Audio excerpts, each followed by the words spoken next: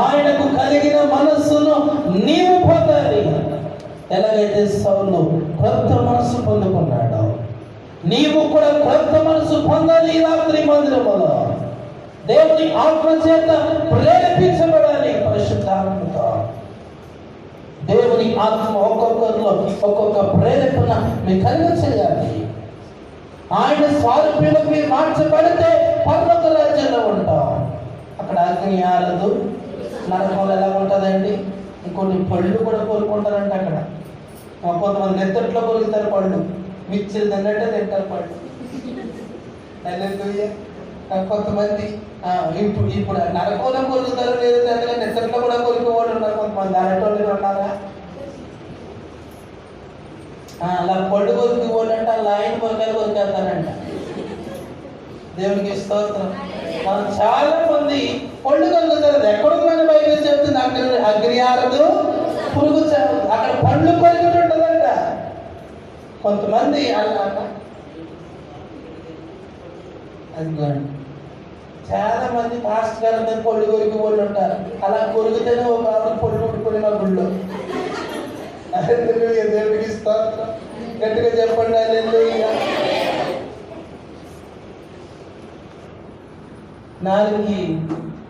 నాలుగు అంటుందంట, నాకు అంత రుచికరముగా మన నవ్వలక్కలు లేకుండా ఎంత రుచికరమైన పదార్థాలు నాకు ఇస్తున్నారు అని చెప్తుంటే, ఈ నాలుగు అందంట, మీరు సరిగ్గా మాట్లాడకపోతే పళ్ళు మీద కొట్టారంటే ఆ పళ్ళు అన్నీ ఊడిపోతాయి, మళ్ళీ కలిగితాక ఏముండవు అన్నదంట. చూసారా, చాలా మంది మొబైల్ మీద పళ్ళు కొలుగుతారు ఇంటికాడ. గుళ్ళో చెప్పమంటే చెప్పరు. దేవుడికి స్తోత్రం చెప్పండి, గట్టిగా చెప్పండి అమ్మా హల్లెలూయా. పండు కొనుక్கிறது నరకంలో పని. అది ఎక్కడ చేసేస్తారంటే ప్రాక్టీస్, మన వాళ్ళు లేబర్లో చేసే వాళ్ళు ప్రాక్టీస్ ఇంటికాడ చేసేస్తారండి. దేవుడికి స్తోత్రం. నువ్వు క్రీస్తు యేసునకు కలిగిన మనస్సు నువ్వు కలిగి ఉండాలి. ఈరోజు అదే టైటిల్ పెట్టాడు పాస్టర్ గారు, మారు మనస్సు. నువ్వు మారు మనసు పొందావా? ఎంతమంది చేయెత్తుతారు మారు మనసు పొందినాడు? చేయెత్తండి. నేను మారు మనసు పొందాను అన్నాడు అంటే అర్థం, నా మనస్సు మారిందండి అయ్యారు అన్నవాడు. ఎట్టండి రాసేసుకుంటున్నారు ఇక ఎత్తండి. మనస్సు మారాలి. దేవుడికి స్తోత్రం. మన హృదయం మార్చబడిపోవాలి. దేవుడికి మన హృదయం ఇచ్చేయాలి. దేవుడికి స్తోత్రం కలుగునుగా. గట్టిగా స్తోత్రం చెప్పండి హల్లెలూయా. మన హృదయం జీవితాన్ని ప్రభువుకి అర్పించేయాలి. అది మారు మనసు అంటే. రేపు పరలోక రాజ్యంలో మనం ఉంటాం. అక్కడ సౌలు సమయాన్ని కలుసుకున్నాడు. తిరిగి వెళ్తున్నప్పుడు ఏ మనసు వెళ్తున్నాడు? కొత్త మనస్సు. కొత్త మనసు వస్తుంది నీకు అన్నాడు. కొత్త మనసు పట్టుకుని వెళ్తున్నాడు. మందిరానికి వచ్చాక కొత్త మనసు పట్టుకున్నాడు. మందిరానికి వస్తారు, దగ్గర వదలరు కొంతమంది. మందిరానికి వస్తారు, నివేదాలు వదలరు కొంతమంది. మందిరానికి వస్తారు, కొంచెం ఇవ్వాల్సిన పనులు విడిచిపెట్టరు కొంతమంది. అంటే ఏమి లేదు, మారు మనస్సు లేదు. అన్నిలో ఆవిడని గుళ్ళోకి వెళ్ళి ఆవిడ దెబ్బడుకుంటున్నారంట. గుళ్ళోకి వచ్చి ఆవిడని అన్ని చర్చికి రాని వాళ్ళని దెబ్బడుకుంటున్నారంటే. దెబ్బడుకుంటే వాళ్ళ ఏళ్ళలో బోర్గలు పట్టుకుని చుట్టూ కొట్టేసుకుంటున్నారు. వీళ్ళు పాస్టర్ గారు గృహాలు దర్శిద్దామని వెళ్తారంటే మళ్ళీ లేదు.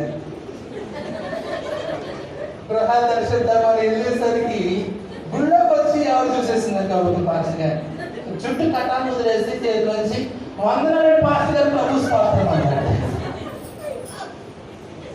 దెబ్బలాట వదిలేసి టకాన్ని వందనాలు ప్రభు స్తోత్రం అంటే ఆటలు ఆవిడ హిందూ ఆవిడ ఉంది కదా, ప్రభు స్తోత్రం మాత్రం నాకు స్తోత్రం చెప్తామంటే మీ ఆయనకి స్తోత్రం, మీ పిల్లలకు స్తోత్రం అది లెక్కించుకొని ఇంచుమించు 15 నిమిషాలు అరగంట సేపు స్తోత్రాలు చెప్తానే ఉందంట. మరి మీరు చెప్పట్లేదు ఎవరు? దేవుడికి స్తోత్రం కలిగిన కాక హల్లెలూయా. చాలా మంది ఈ మనసు కలిగిన వాళ్ళు ఉంటారు. కొంతమంది మారు మనసు ఎక్కడ ఉంటుంది? గుళ్ళో ఉన్నంతసేపే మారు మనసు ఉంటారు. గణపతి ఆడుతున్నప్పుడే చెప్తుంది, అలా ఇంటికి రండి పని చెప్తానంట. హల్లెలూయా. అది కాదు మనకు కావాల్సిన. క్రీస్తు చదువు మాట పిలిపిలుగా రాసిన పద్ధతులు క్రీస్తు యేసునకు కలిగిన ఈ మనస్సు క్రీస్తు యేసునకు కలిగిన ఈ మనస్సు మీరును కలిగి ఉండండి. హల్లెలూయా. ఏమైతే క్రీస్తు కలిగి ఉన్నాడో మనస్సు, ప్రేమ, దయ, జాలి, కరుణ, ఏ మనస్సు అయితే ప్రభు కలిగి ఉన్నాడో ఆయనలాగే ఉండాలి. మన చూపులు, మన ప్రవర్తన అలా ఉండాలి. మనకు కావలసినది ఏమైతే మన నిత్య జీవితంలో అలాగే ఉండాలి. మన ప్రభు కొరకు సజీవ యాగముగా సమర్పించేసుకోవాలట ప్రభుకి. 24 సంవత్సరాలు నాకు ఇప్పుడు దేవునికి మనం సజీవ యాగముగా సమర్పించేసుకోవాలి. నేను చెప్పగలను, నేను ప్రభు సేవ నేను ఎట్లా పుట్టాను అలాగే ఉన్నాను ఇప్పుడు దాకా. నా తల్లిదండ్రులు ఎవరు పాస్టర్స్ కాదు, నా బంధువులు అందరూ పాస్టర్లే, నా తల్లిదండ్రులు తప్ప. ఈ 24 సంవత్సరంలో నేను తెలిసి పాపం చేసినట్టు నాకు తెలియదు. ఇంచుమించు 12వ సంవత్సరం నుంచి నేను పరిచయం చేస్తున్నా, ప్రసంగాలు చేస్తున్నా. క్రీస్తు యేసునకు కలిగిన మనస్సు అలాగే కలిగి మనం ఉండాలి. నేను అంటాను, సాక్ష్యం లేకపోతే సేవ చేయకూడదు. 2000 మంది సంఘం ఉన్నారు, నాకు చాలా మంది పాస్టర్ గారు కూడా ఉన్నారు. నేను చెప్తాను, సాక్ష్యం లేని వాళ్ళు సేవ చేయకూడదు. సాక్ష్యం ఉండాలి, ప్రతి సేవకుడికి సాక్ష్యం ఉండాలి, విశ్వాస సాక్ష్యం ఉండాలి, మారు మనస్సును కూర్చున్న సాక్ష్యం ఒకటి ఉండాలి. నువ్వు దేవుడి మందిరంలోకి ఎందుకు వస్తున్నావో సాక్ష్యం ఉండాలి. అన్ని అడుగుతారమ్మా ఎందుకు వెళ్తున్నావు మందిరం కంటే, నువ్వు నిలబడి వాళ్ళ కొరకు సాక్ష్యం చెప్పాలి. దేవుని బ్రతికించాడు, నేను బాగు చేశాడు, నాకు రక్షణ ఇచ్చాడు, నన్ను విడిపించాడు, నా జీవితంలో మేలు చేశాడని నువ్వు సాక్ష్యం చెప్పగలగాలి. దేవుడికి స్తోత్రం కలగాలి. ఎంత మందిరం నిలబెట్టినా కానీ నువ్వు సాక్ష్యం చెప్పాలి. అది క్రీస్తు నాకు కలిగిన మనస్సు. అటువంటి మనస్సును పొందుకుంటే ఈ రాత్రి నీ జీవితమే మారిపోద్ది, నీ కుటుంబమే మారిపోద్ది, నీ భర్త నీతో మందిరానికి వచ్చేస్తాడు. చాలా మంది భార్యలు వస్తారు, భర్తలు రారు. దాని కారణం వచ్చిన వాళ్ళు ఏమి లేదు, మారు మనస్సు లేదా. మారు మనస్సు కనుక ఉంటే ఆయన నిన్ను వెంబడిస్తాడు. మారు మనసు ఉంటే నీ పిల్లలు నిన్ను వెంబడిస్తారు. దేవుడికి స్తోత్రం చెప్పండి గట్టి, ఇంకా గట్టిగా చెప్పాలి. రాత్రి అయిపోయింది మీటింగ్, భోజనాలు పనులు ఇంటికాడ పెట్టారంటే సవార్థమ్మాలు ఇంటికాడ పెట్టారంటే భోజనాలు అన్నారు. నాకు అలాగే మేము కరెక్ట్గా 4 అడుగులు ఎంత వస్తుందన్న 40 అడుగులు వేసాను. రాలే వెళ్ళిపోతున్నాం, వెళ్ళిపోతుల్లోకి మా కంటే ముందు పరిగెట్టేస్తున్నారు. ఇంటికి వెళ్ళాలి కదా, మరి అవి వెళ్ళిపోయి టక టక టక మన టీవీలన్నీ కట్టి పిల్లలు రాజుల్లో టీవీలన్నీ కట్టేసి ఇలాగ బాగుంది కట్టుగా వచ్చినట్టుంది. ఒరే పాస్టర్ గారు వచ్చేస్తున్నారు, టీవీలు కట్టేంటారు అనేసి నేను ఇందాక అంటున్నాడు. అవి పిల్లలు మాట ఎట్లేదని 10 అయితేనే కానీ టీవీ కడతలేదు అంట. పిల్లలు లేచి అమ్మ నేను 10 అయింది, రాత్రి 2 అయింది కానీ చూసినాను. సరే ఈ పిల్లలు 10 దాకానే చూస్తున్నాను, నేను రాత్రి 2 అయ్యి దాకా చూడలేదు ఎక్కడ అడుగుతున్నారు. దేవుడికి స్తోత్రం కలిగిన ఎంత భయంకర మారు మనసా. మళ్ళీ మందిరంలోకి వచ్చేయమంటది. మా పిల్లలందరూ కూడా ఆయన పాదాల దగ్గర ఉండాలని నేను కోరుకుంటున్నాను. మాస్టర్ గారు బాబు ఆయన పాదాల దగ్గర పట్టుకుని బ్రతుకులు అనుకుంటున్నాను అంటే టీవీ పట్టుకుని బతిమాలి. ఇక్కడికి వచ్చిన తర్వాత మన్నోకావిడ అంటుంది, గట్టిగా ప్రార్థన చేయండి అంటే గట్టిగా ఏంటి జాయిగా ఒకటి గట్టిగా ఒకటి ఉంటుంది కమ్మా.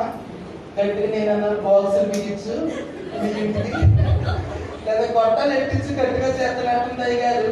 గట్టిగా చేయమంటే ఇంటికి ఇవికి ఏమి లేదు, మారు మనస్సు లేదు. దేవుడికి స్తోత్రం కలగలుగా. బోధకులు వచ్చి చెప్పగలదు, నీ మనస్సు మారితే ఆయన నిన్ను వెంబడిస్తాడు. నీకేమి కావాలో అవన్నీ కూడా దేవుడు నిన్ను సమృద్ధిగా అనుగ్రహిస్తాడు.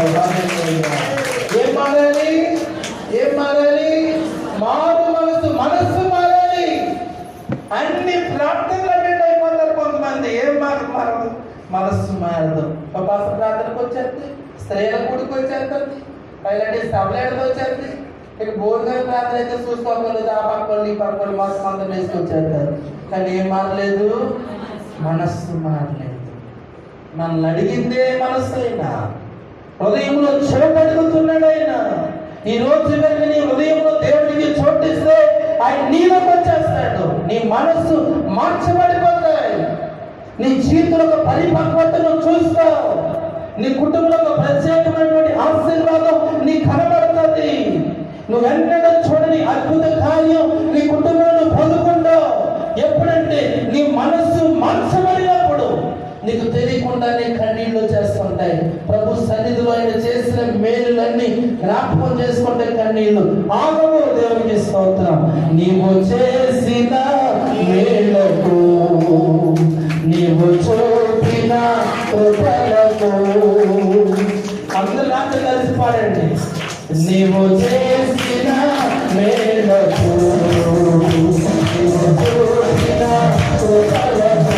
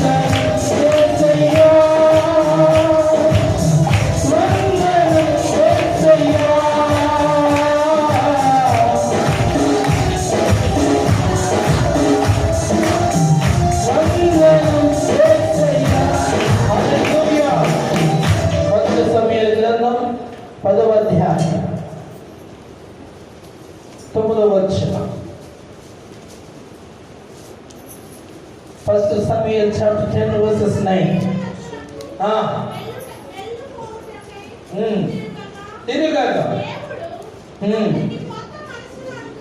దేవుడు అతనికి కొత్త మనసు అనుగ్రహించెను. దేవునికి స్తోత్రం కలుగునుగా. దేవుడు తిరిగి వెళ్ళిపోతున్నప్పుడు అతనికి ఏం అనుగ్రహించాడట? కొత్త మనసు ఇచ్చాడట. ఈ రోజు దేవుని మందిరాన్ని విడిచి మనం వెళ్ళేసరికి కొత్త మనస్సు మనం పొందుకోవాలి. కొత్త మనస్సు, కొత్త అనుభవాన్ని మనం పొందుకోవాలి. యేసుక్రీస్తు ప్రభువుని నమ్ముకున్న మనము ప్రతిరోజు ఒక కొత్త అనుభూతులకి మనం రావాలి.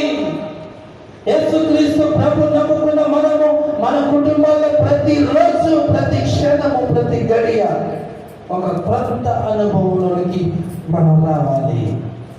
ఎందుకంటే యేసు ప్రభు ఎప్పుడైతే మన జీవితాలకు వచ్చేస్తాడో మన మనసంతా కూడా మార్చబడిపోతుంది. మనకి ఎవరు చెప్పని అవసరం లేదు ఇది పాపమని, దోషమని, ఇది తప్పని.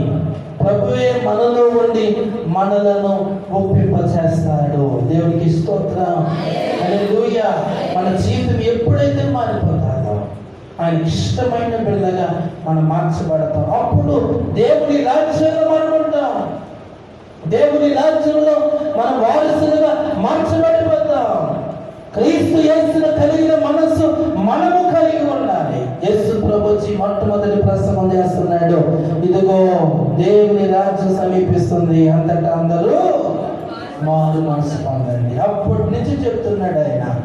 ఆ తర్వాత నుంచి వచ్చిన పాస్టర్ గారు అందరూ చెప్తున్నారు మారు మనసు పొందండి, మారు మనసు పొందండి, మారు మనసు పొందండి.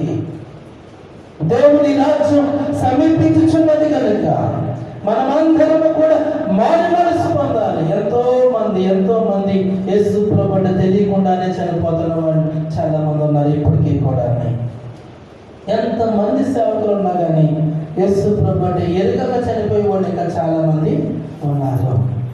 అయితే ఈ రోజున ప్రకటించాలి వారికి యేసుని గురించిన వార్త.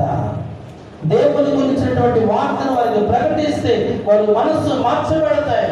రేపు వారు దేవుని రాజ్యంలో ఉంటారు, దేవునితో పాటు నివాసం చేస్తారు. ప్రియులారా, ఈరోజు మన వ్యక్తిగత జీవితం కనుక మార్చబడిపోతే దేవుని సన్నిధిలో మనం అందరం ఉంటాం. ఈరోజు నీ మనస్సు మారితే నీ కుటుంబం నీతో పాటు దేవుని మందిరంలోకి వచ్చేస్తారు.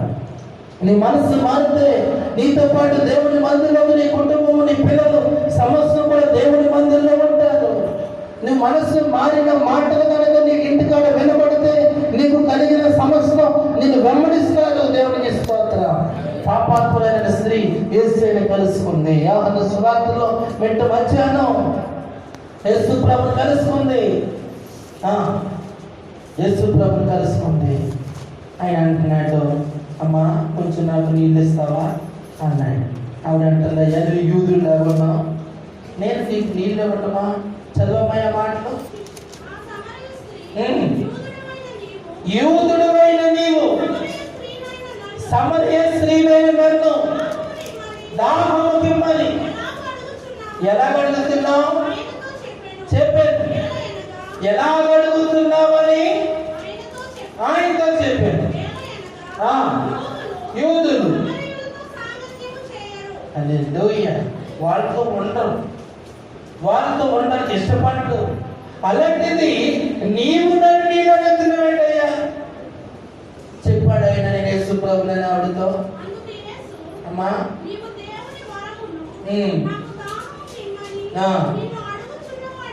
ఆగండి, అక్కడ యేసు ప్రభువుని దేవుడని కానీ మెడలో సిరుగు తీసుకున్నట్టు కానీ అమ్మా అది కిరీటం పెట్టుకున్నట్టు కానీ కాపాడలేదు అక్కడ. అయినను సరే ఏమంటుంది తెలుసా, నేను సమరయ్య, నువ్వు ఎలాగున్నావు అమ్మా, నువ్వు ఎలాగున్నావు?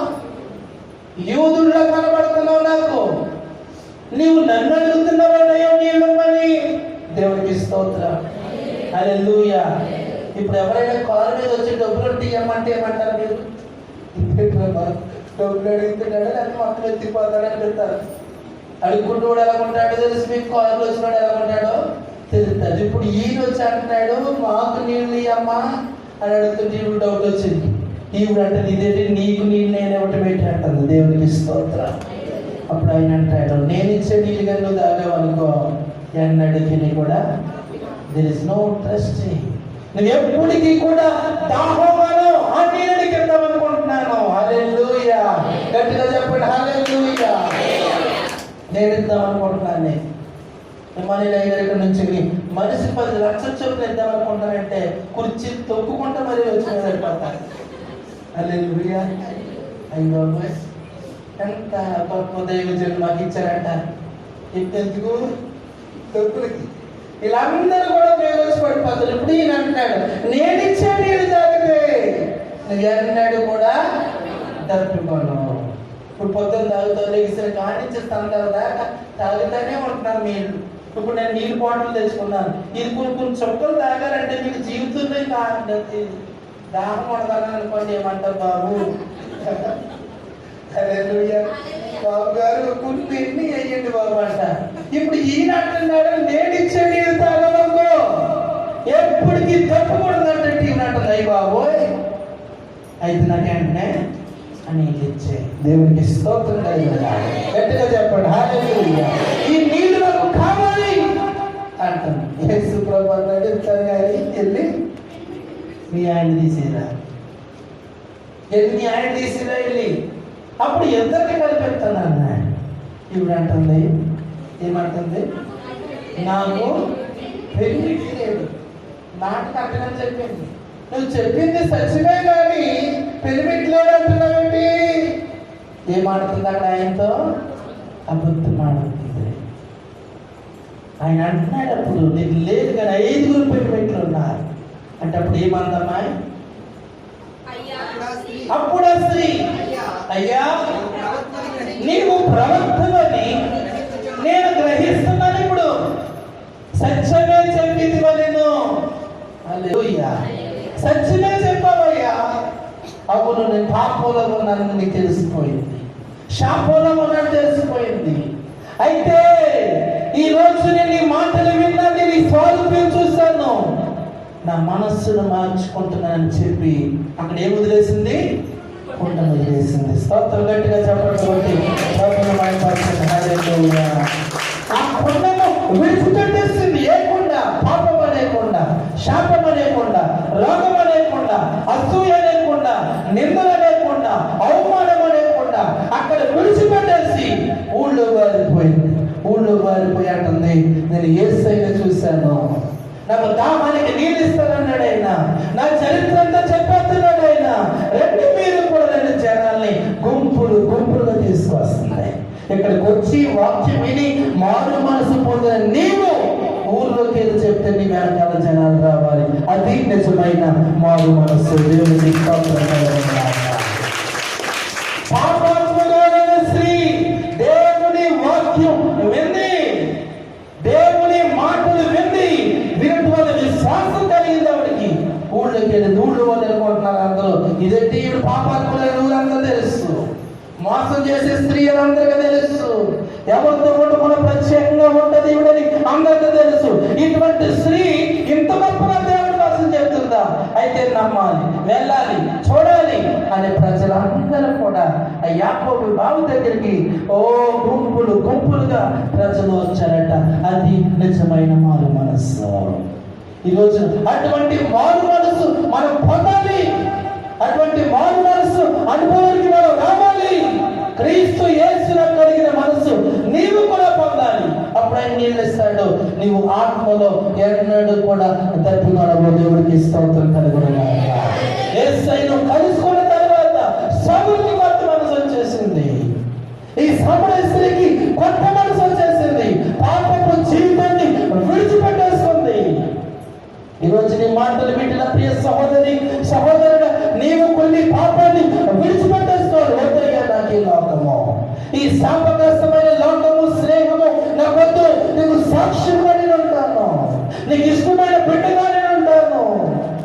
నాకు నీ కలిగిన మనస్సు నాకు దయచే ప్రభువా, నీవు పొందినటువంటి మనస్సు నాకు దయచే ప్రభువా అని నువ్వు ప్రార్థన చేయాలి. సిలువ, ఆయన సిలువ పిలుస్తున్నాడు. రెండు చేతులు చాపి ఆయన దగ్గరికి వచ్చి నీ మనస్సును మార్చుకుంటే ఆయన నీళ్ళకి వచ్చేస్తాడు. 40 రోజులు ప్రార్థన చేస్తారు చాలా మంది.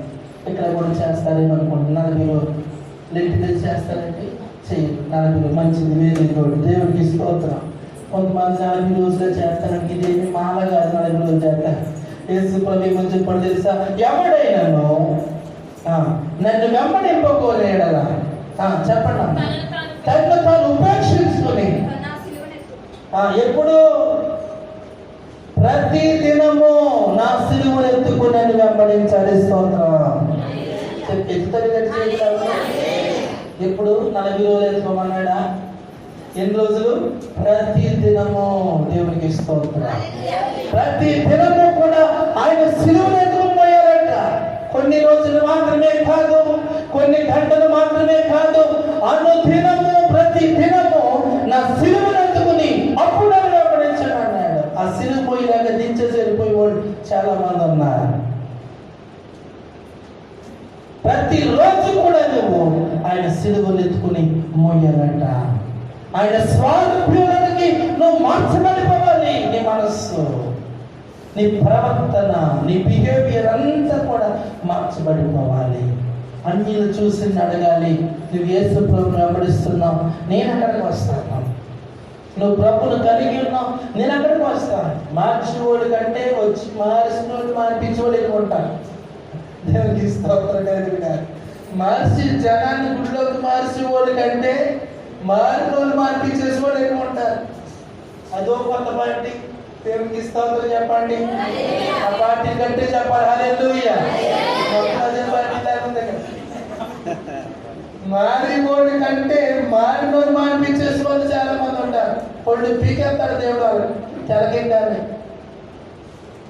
దేవుని సన్నిధిలో మన చేతనైతే ఒక మనిషిని విశ్వాసంలోకి నడిపించాలి, ఒక మనిషిని మందిరంలోకి నడిపించాలి, ఒక మనిషిని నువ్వు కట్టాలి. ఒక సమరస్త్రీ వెళ్ళి ఊరంతా కూడా యేసయ్య దగ్గర తీసుకొచ్చింది. దేవునికి స్తోత్రం. హల్లెలూయా. యేసు ప్రభు దగ్గర నువ్వు అనేక మంది నడిపించాలి. నీ జీవితంలో గొప్ప కార్యాలు ప్రభు చేస్తారు. పక్కనోడికే చెప్పరు ఈ రోజుల్లో. అలాగ అయిపోయింది సువార్త. మన ఇంటికి భోజనానికి ఎంత ప్రార్థన చేయమంటే లోపల ఉంది. ఆ తోటి వాళ్ళు అంతా నాతో ప్రార్థన చేయమని, పిల్లలు లేరా ఇక్కడ ప్రార్థన చేయండి బాబా అని. అలాగే అమ్మ తప్పనిసరిగా ప్రార్థన చేస్తానన్నాను.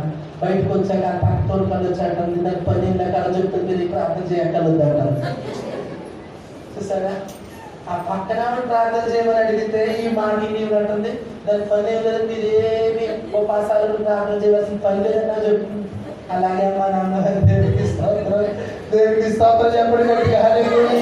అదే మారు మనసు కాదు. నిజమైన క్రైస్తవులు అయితే మన నాతో పాటు కలిసి మనతో ప్రార్థన చేద్దాం అన్న. వెళ్ళి దేవుని సన్నిధిలో ఏడ్చి ప్రార్థన చేసింది.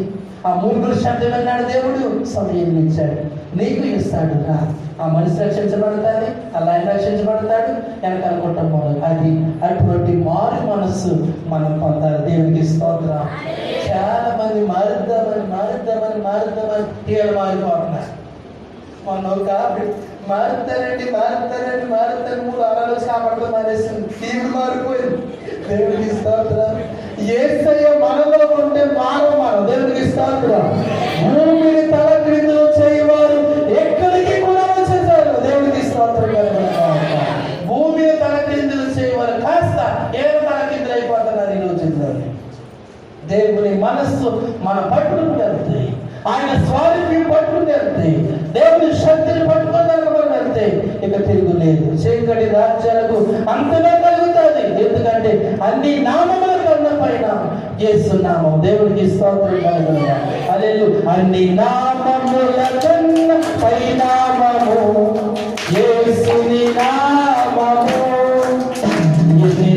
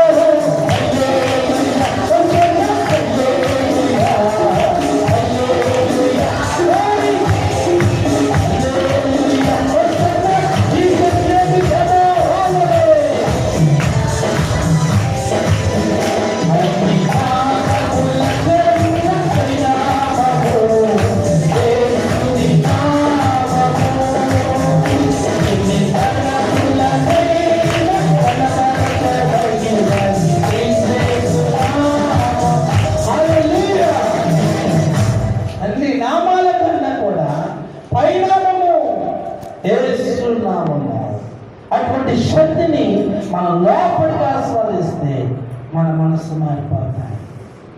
మన జీవితాన్ని ప్రభుకి ఇచ్చేసి, ప్రభు నేను నీలా ఉండాలనుకుంటున్నాను, నా కుటుంబాన్ని స్వాధీనంలోకి మార్చుకో ప్రభు అని ప్రార్థన చేస్తే దేవుడు గొప్ప కార్యం చేస్తాడు.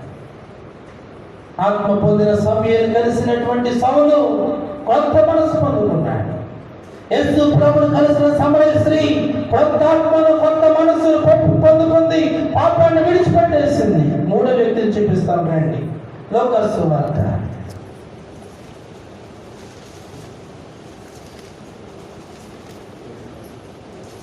19వ అధ్యాయం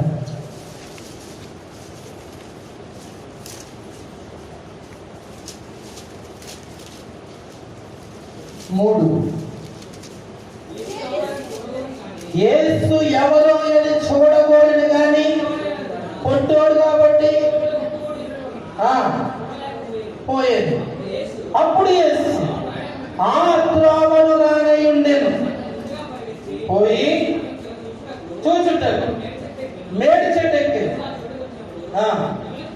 కళ్ళు చూసి చక్కగా త్వరగా దిగు చెప్పగా